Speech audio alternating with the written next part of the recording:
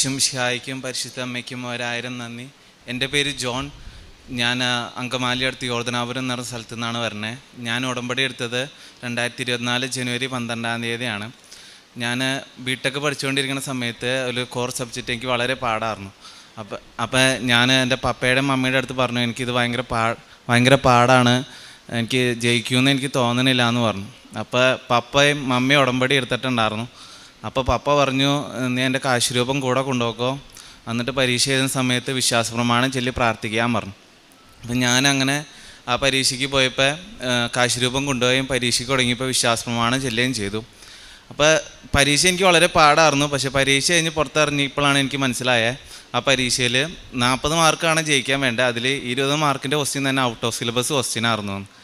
അങ്ങനെ ആ മാതാവിൻ്റെ സഹായത്തോടെ എനിക്ക് ആ പരീക്ഷയ്ക്ക് 20 മാർക്ക് എക്സ്ട്രാ കിട്ടുകയും ആ പരീക്ഷയ്ക്ക് പാസ്സാവുകയും ചെയ്യാൻ പറ്റി. പിന്നെ ഞാൻ വേറെ പരീക്ഷയ്ക്കൊക്കെ പോകുമ്പോൾ എനിക്ക് കോൺഫിഡൻസ് ഉള്ള പരീക്ഷയ്ക്ക് ഞാൻ മാതാവിൻ്റെ അടുത്ത് പറയായിരുന്നു ഞാൻ അങ്ങനെ പരീക്ഷയ്ക്ക് പോകണമെന്ന്. പക്ഷേ വലിയ കാര്യമായിട്ട് പ്രാർത്ഥിക്കില്ലായിരുന്നു.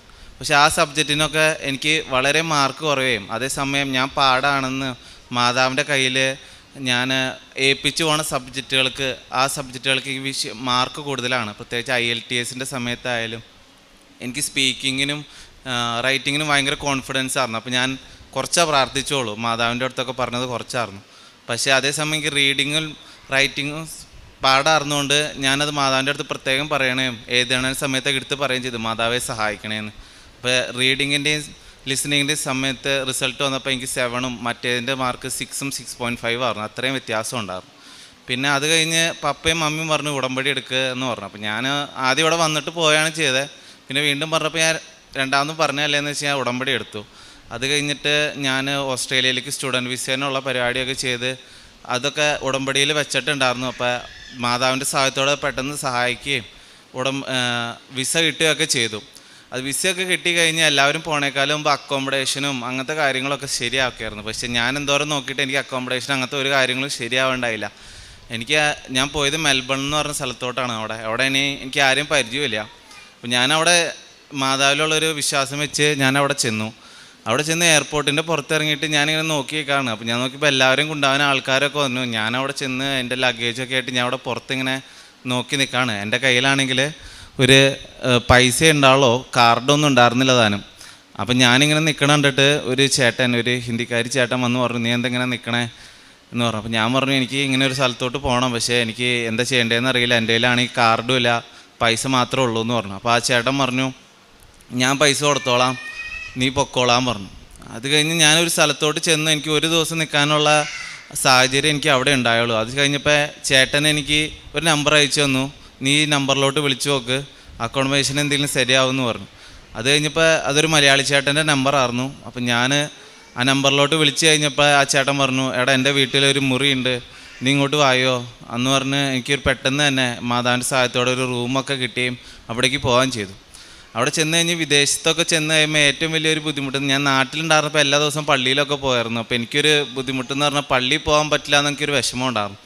അവിടെ ചെന്ന് കഴിഞ്ഞ് ഈ ചേട്ടൻ്റെ വീട്ടിലോട്ട് ചെന്ന് കഴിഞ്ഞപ്പോൾ 500 മീറ്റർ മാറി തന്നെ എനിക്കൊരു പള്ളി കിട്ടി, അതും മലയാള പള്ളി. അവിടെ എല്ലാ ദിവസവും കുർബാനയും ആരാധനയും എല്ലാ കാര്യങ്ങളും ഉണ്ടായിരുന്നു. അപ്പോൾ അവിടെ ചെന്നായാലും എനിക്ക് പെട്ടെന്ന് തന്നെ ഒരു നല്ല ദേവാലയവും ആൾക്കാരൊക്കെ കിട്ടുകയും ചെയ്തു.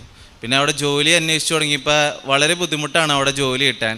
അപ്പോൾ ഞാൻ എൻ്റെ വീടിൻ്റെ അടുത്ത് തന്നെ ഒരു കിലോമീറ്റർ മാറി ഞാൻ ജോലി അന്വേഷിച്ചിരുന്ന സമയത്ത് ഞാനൊരു ശനിയാഴ്ച ദിവസം അവിടെ ചെന്ന് കഴിഞ്ഞപ്പോൾ അവിടുത്തെ ഉണ്ടായിരുന്ന ആൾ പറഞ്ഞു, ഇന്നിവിടെ ആളില്ല, നിനക്ക് തിങ്കളാഴ്ച നിൻ്റെ റെസ്യൂമെ കൊണ്ട് ഇവിടെ വരാൻ പറ്റുമെന്ന് ചോദിച്ചു. ഞാൻ പറഞ്ഞു, ഞാൻ വരാമെന്ന് പറഞ്ഞു. തിങ്കളാഴ്ച അവിടെ ചെന്ന് കഴിഞ്ഞപ്പോൾ അവർ അകത്ത് പോയിട്ട് പറഞ്ഞു, ഇവിടെ ഇൻ്റർവ്യൂവിന് ഇന്ന് തന്നെ നിനക്ക് ഇരിക്കാൻ പറ്റുമെന്ന് ചോദിച്ചു. ഞാൻ പറഞ്ഞു, ഇരിക്കാമെന്ന് പറഞ്ഞു. അങ്ങനെ ഇൻ്റർവ്യൂ ഒക്കെ കഴിഞ്ഞ് അപ്പോൾ അവർ പറഞ്ഞു, 2 ആഴ്ച കഴിയുമ്പോൾ നീ പോരെ, നിനക്ക് ജോലി ശരിയായിട്ടുണ്ടെന്ന് പറഞ്ഞു. അത് കഴിഞ്ഞ് അവിടെ ചെന്ന് കഴിഞ്ഞ് ജോലിക്ക് തുടങ്ങി കഴിഞ്ഞപ്പോൾ എനിക്ക് ആഴ്ചയിൽ ഒരു ദിവസം ആകെ ജോലി ഉണ്ടായിരുന്നുള്ളൂ.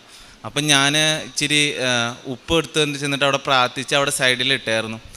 അപ്പോൾ അത് കഴിഞ്ഞ് ഒരാഴ്ച കഴിഞ്ഞപ്പോഴേക്കും എനിക്ക് അവിടെ ഷിഫ്റ്റ് കൂടുതൽ കിട്ടാനും അങ്ങനത്തെ എല്ലാ സഹായവും അവിടുത്തെ ഉള്ള ആൾക്കാരൊക്കെ വളരെ നല്ല രീതിയിൽ സംസാരിക്കാനും എനിക്ക് സാധിച്ചു. അതുപോലെ തന്നെ ആയാലും പഠിക്കുന്ന കാര്യത്തിലായാലും സബ്ജക്റ്റുകളൊക്കെ വളരെ പാടായിരുന്നു. ഇവിടെ പഠിച്ചതിൽ നിന്നും വളരെ വ്യത്യസ്തമായിരുന്നു അവിടുത്തെ പഠന രീതികളൊക്കെ. ആ സാഹചര്യങ്ങളിലൊക്കെ മാതാവിനോട് ഞാൻ പ്രാർത്ഥിക്കായിരുന്നു, എങ്ങനെയെങ്കിലും സപ്ലി ഒന്നും കൂടാതെ പാസ്സാക്കണമെന്നും. ആ കാര്യങ്ങളിലൊക്കെ മാതാവ് എന്നെ സഹായിക്കുകയും ചെയ്തു. മാതാവും ഈശോയും തന്ന എല്ലാ അനുഗ്രഹങ്ങൾക്കും 1000 നന്ദി പറയും. പ്രേക്ഷിത പ്രവർത്തനങ്ങളായിട്ട് ഞാൻ ഇവിടെ അടുത്തുള്ള ഒരു ഓൾഡ് ഏജ് ഹോമിൽ പൈസ കൊടുക്കുകയും അവരെ മറ്റു കാര്യങ്ങളിലും സഹായിക്കുകയൊക്കെ ചെയ്തു. ഇവിടെ ഞാൻ പത്രം ഉണ്ടായിരുന്നപ്പോൾ ഞാൻ ഇവിടെ ഉടമ്പടി എടുത്ത സമയത്ത് ഇവിടെ അടുത്തുള്ള സ്ഥലത്തൊക്കെ പത്രം കൊടുക്കുകയും പിന്നെ എൻ്റെ ആരെങ്കിലും അവിടേക്ക് ഓസ്ട്രേലിയയിലോട്ട് വരികയാണെങ്കിൽ ഇംഗ്ലീഷ് പത്രം അങ്ങോട്ട് കൊണ്ടുവരികയും അവിടെയുള്ളവർക്ക് അവിടുത്തെ പള്ളിയിലൊക്കെ ഇംഗ്ലീഷ് പത്രമൊക്കെ കൊടുക്കുകയും ചെയ്തു. പിന്നെ ഈ ഡെയിലി ബ്രെഡ് എന്ന് പറഞ്ഞ പ്രാർത്ഥന എല്ലാ ദിവസവും കൂടാറുണ്ട്. ആ കൂടാറുന്ന സമയത്ത് നിങ്ങളുടെ അപേക്ഷകൾ സമർപ്പിക്കാൻ പറയുമ്പോൾ ഞാൻ പറയണ ഒരു മെയിൻ കാര്യമാണ് അങ്ങയുടെ മാതാവിൻ്റെ നാമത്തിൻ്റെ ഈശോയുടെ നാമത്തെ മഹത്വപ്പെടുത്താൻ ഒരു അവസരം എനിക്ക് ഇന്ന് തരണേന്ന്, എല്ലാ ദിവസവും തരണേന്ന് ഞാൻ പറയാറുന്നു. ഞാൻ അങ്ങനെ പ്രാർത്ഥിച്ചു തുടങ്ങിയ പിന്നെ ശേഷം എനിക്ക് മനസ്സിലായത് ഏതെങ്കിലും പിള്ളേർ എൻ്റെ അടുത്ത് എന്തെങ്കിലും വിസയുടെ കാര്യമോ എങ്ങനെ പഠിക്കണ കാര്യങ്ങൾ എന്നൊക്കെ പറഞ്ഞ് ചോദിക്കും. അപ്പോൾ അവരെല്ലാവരും പറഞ്ഞു കഴിയുമ്പോൾ ഞാൻ അവസാനം പറയും ഞാൻ പറയും നീ ഈശോയിലും മാതാവിലും വിശ്വാസം അർപ്പിക്കുക, ബാക്കി എല്ലാ കാര്യങ്ങളും നിനക്ക് ശരിയാവുമെന്ന് ഞാൻ പറഞ്ഞായിരുന്നു. പിന്നെ ആരെങ്കിലുമൊക്കെ സംസാരിക്കുമ്പോഴായാലും മാതാവിൻ്റെയും ഈശോയുടെ നാമത്തെ മഹത്വപ്പെടുത്തി സംസാരിക്കാൻ എനിക്ക് എല്ലാ ദിവസവും ഓരോ അവസരങ്ങൾ അങ്ങനെ ലഭിച്ചുകൊണ്ടിരിക്കുകയാണ്. മാതാവ് ഈശോ തന്ന എല്ലാ അനുഗ്രഹങ്ങൾക്കും ഞാൻ നന്ദി പറയും. 92-ാം സങ്കീർത്തനം 4-ാം തിരുവചനം പറയുന്നു, കർത്താവെ അങ്ങയുടെ പ്രവൃത്തികൾ എന്നെ സന്തോഷിപ്പിച്ചു, അങ്ങയുടെ അത്ഭുത പ്രവൃത്തി കണ്ട് ഞാൻ ആനന്ദഗീതം ആലപിക്കുന്നു. ഇവിടെ ജോൺ വർഗീസിൻ്റെ മനോഹരമായ പ്രത്യക്ഷീകരണ സാക്ഷ്യം നാം കേൾക്കുകയായിരുന്നു. ഏറ്റവും മനോഹരമായിരിക്കുന്ന സാക്ഷ്യം ഇതാണ്. മാതാപിതാക്കൾ പറഞ്ഞതനുസരിച്ച് ഉടമ്പടിയെടുത്ത് അവരുടെ അനുഗ്രഹത്തോടു കൂടിയാണ് ഈ മകൻ ഉടമ്പടി ജീവിതം ആരംഭിക്കുന്നത്. തൻ്റെ മാതാപിതാക്കൾ തന്നെ വലിയ ഒരു മോഡലാണ് അവർ മകന്. അതുപോലെ തന്നെ അവർ പറയുന്ന എല്ലാ കാര്യങ്ങളും അനുസരണയോടെ കേട്ട് അവർക്ക് വിധേയനായി ജീവിച്ച് ഒരു ജീവിത രീതിയിലേക്ക്, ഒരു ജോലിയിലേക്ക് പ്രവേശിക്കുന്നതിന് മുൻപുള്ള കാര്യങ്ങളാണ് ആദ്യം നാം കേട്ടത്. അതിനുശേഷം അവർ പറഞ്ഞതനുസരിച്ച് ഇവിടെ വന്ന് മമ്മി ഉടമ്പടി എടുത്തിരുന്നു. മമ്മി തന്നെ മകനെ പ്രേരിപ്പിക്കുകയും അതനുസരിച്ച് ഇവിടെ വന്ന് ഉടമ്പടിയെടുത്ത് തൻ്റെ ജീവിതത്തെ മുന്നോട്ട് കൊണ്ടുപോകുമ്പോൾ ഈശോയോടും അമ്മയോടുമുള്ള ആ ആത്മാർത്ഥമായ വിശ്വസ്തതയും ഇൻറ്റിമസിയുമാണ് ഈ മകൻ ഇത്രയും നേരം നമ്മോട് പറഞ്ഞുകൊണ്ടിരുന്നത്. പരിശുദ്ധ അമ്മയുമായുള്ള ഈ മകൻ്റെ ആ ആഴമായ സ്നേഹം ഓരോ തവണയും താൻ ഇടപെടുന്ന വ്യക്തികളിലും തൻ്റെ ജീവിത ബുദ്ധിമുട്ടുകളിലുമെല്ലാം പ്രകടമായി കൊണ്ടിരിക്കുകയായിരുന്നു. പരിശുദ്ധ അമ്മ എങ്ങനെയാണ് ഈ മകനെ സഹായിക്കുന്നതും സ്നേഹിക്കുന്നതും തൻ്റെ എല്ലാ കാര്യങ്ങളും ഈശോയ്ക്ക് കൈമാറുന്നത് വളരെ വ്യക്തമായി കാണാമായിരുന്നു. തൻ്റെ ഓസ്ട്രേലിയ വിസ പെട്ടെന്ന് കിട്ടുവാൻ വേണ്ടിയുള്ള പരിശുദ്ധ അമ്മയുടെ ക്രമീകരണം നാം കാണുകയുണ്ടായി. അവിടെ ചെന്ന് വിസ കിട്ടി, അത് കഴിഞ്ഞ് അവിടെ ചെന്ന് ഇറങ്ങുമ്പോൾ തനിക്കുണ്ടായ പരീക്ഷയുടെ സമയത്തുള്ള ബുദ്ധിമുട്ടുകളെല്ലാം അമ്മയോട് പറയുകയായിരുന്നു. പേരൻസിനോടും പരിശുദ്ധ അമ്മയോടും പറയുകയായിരുന്നു, എനിക്കിത് സാധിക്കുമോ എന്ന് തോന്നുന്നില്ല.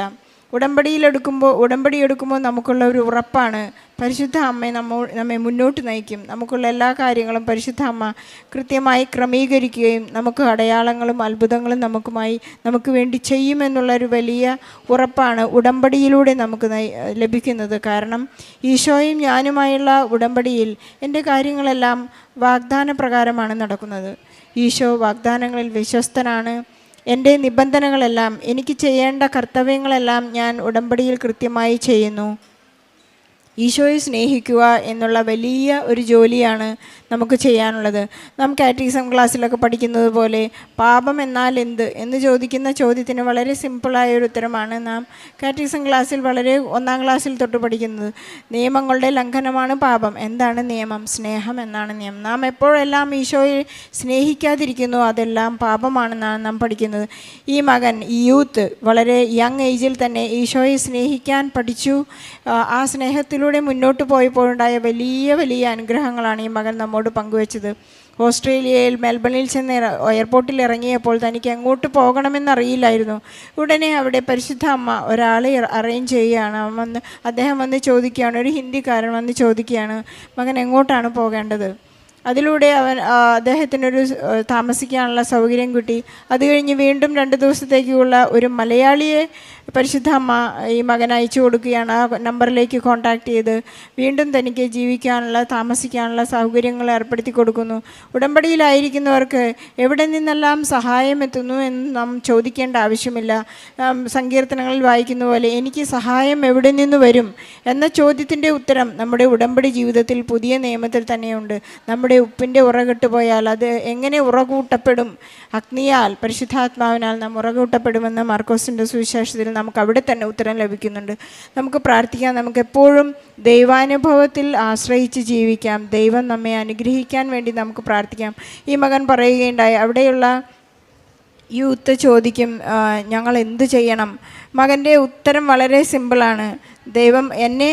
ദൈവമഹത്വം കൊടുക്കാൻ, ഈശോയ്ക്കും അമ്മയ്ക്കും ഒരു മഹത്വം കൊടുക്കാനായി ഈശോയ്ക്ക് മഹത്വം കൊടുക്കാനായി എന്നെ ഉപയോഗിക്കണമേ എന്നുള്ള പ്രാർത്ഥനയ്ക്ക് ഉത്തരം ആരെങ്കിലുമൊക്കെ ഈ മകനോട് വന്ന് ചോദിക്കും, എന്ത് ചെയ്യണം, എങ്ങനെ ചെയ്യണം, എങ്ങോട്ട് തിരിയണം? അതിനെല്ലാം കൃത്യമായി ഉടമ്പടിയാണ് ഈ മകൻ്റെ ഉത്തരം. ഉടമ്പടിയിലൂടെ ജീവിച്ചാൽ, പരിശുദ്ധ അമ്മയിൽ ആശ്രയിച്ചാൽ നിൻ്റെ ചോദ്യങ്ങൾക്കെല്ലാം, നിൻ്റെ പ്രശ്നങ്ങൾക്കെല്ലാം ഉത്തരമുണ്ട് എന്നാണ് ഈ മകൻ അവർക്ക് പറഞ്ഞു കൊടുക്കാറ്. യൂത്തിനുള്ള വളരെ പ്രോത്സാഹനം നൽകുന്ന ഒരു ജീവിതമാണ് ഇന്ന് മകനുള്ളത്. പള്ളിയിൽ പോകാൻ താൻ ആഗ്രഹിച്ചതുപോലെ എനിക്ക് അവിടെ മലയാളം കുർബാനയുണ്ട്, അവിടെ വൈദികരുടെ സഹായമുണ്ട്, എനിക്ക് കുമ്പസാരിക്കാനും പ്രാർത്ഥിക്കാനുമുള്ള വലിയ സാഹചര്യങ്ങളുണ്ട്. പരിശുദ്ധ അമ്മയോട് അടുക്കുമ്പോഴെല്ലാം ഈശോയെ സ്നേഹിക്കാൻ വേണ്ടി നമുക്ക് ഈ പരിശുദ്ധ അമ്മ അറേഞ്ച് ചെയ്ത് തരുന്ന ഒരുപാട് അറേഞ്ച്മെൻറ്റ്സ് എല്ലാം സെറ്റാക്കി തരുന്ന ഒരു പരിശുദ്ധ അമ്മയാണ് ഈ മകൻ കൂട്ടുപിടിച്ചിരിക്കുന്നത്. ഈശോയോടും പരിശുദ്ധ അമ്മയോടും നമുക്ക് വലിയ നന്ദി പറഞ്ഞുകൊണ്ട് ഒരു വലിയ കയ്യടി നൽകി ഈ ജോണിൻ്റെ ഈ സാക്ഷ്യം നമുക്ക് സമർപ്പിക്കാം. അത്യപൂർവ ദൈവാനുഭവങ്ങൾ ഇനി നിങ്ങൾക്കും സ്വന്തം. ഈ യൂട്യൂബ് ചാനൽ ഇതുവരെ സബ്സ്ക്രൈബ് ചെയ്തിട്ടില്ലെങ്കിൽ ഇപ്പോൾ തന്നെ സബ്സ്ക്രൈബ് ചെയ്യുക. ഈ വീഡിയോ ഇപ്പോൾ തന്നെ നിങ്ങളുടെ സുഹൃത്തുക്കൾക്ക് ഷെയർ ചെയ്തുകൊണ്ട് കർത്താവിൻ്റെ പ്രേക്ഷിതരാകുക.